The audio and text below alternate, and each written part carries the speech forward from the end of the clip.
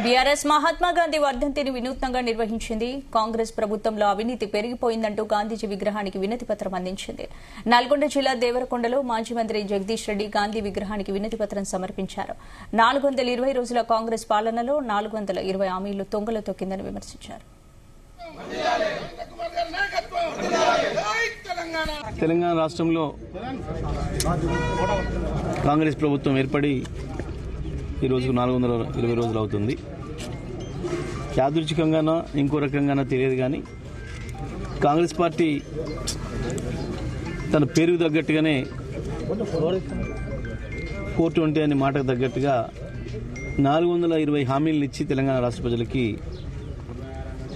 అధికారంలోకి వచ్చింది. ఒక్క హామీని కూడా ఇవాళ పూర్తి స్థాయిలో అమలు చేసి ప్రజలలో మన్నన పొందిన పరిస్థితి లేదు. కనీసం ప్రయత్నం కూడా చేసినట్టుగా కూడా కనపడే వాతావరణం లేదు.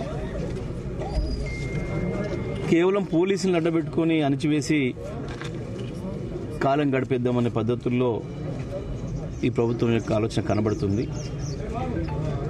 ఇవాళ దానికి నిరసనగా తెలంగాణ ప్రజలందరి తరఫున ఏ వర్గాల ప్రజలైతే కాంగ్రెస్ చేతుల్లో మోసపోయినరో, దుర్మార్గంగా ఈ కాంగ్రెస్ పార్టీ రైతుల్ని, మహిళల్ని, యువకుల్ని, విద్యార్థుల్ని, అన్ని వర్గాల ప్రజల్ని కూడా మోసం చేసి వాళ్ళని కేసీఆర్ నుంచి దూరం చేసి అధికారాన్ని పొందిన తర్వాత ఇప్పటి వరకు కూడా ఆ వైపు చూపు లేదు. తెలంగాణ రాష్ట్రంలో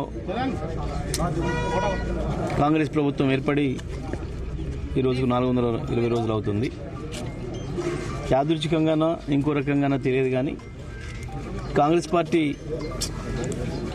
తన పేరుకు తగ్గట్టుగానే 420 అనే మాటకు తగ్గట్టుగా 420 హామీలను ఇచ్చి తెలంగాణ రాష్ట్ర ప్రజలకి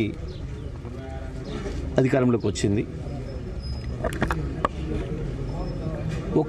ఒక్క హామీని కూడా ఇవాళ పూర్తి స్థాయిలో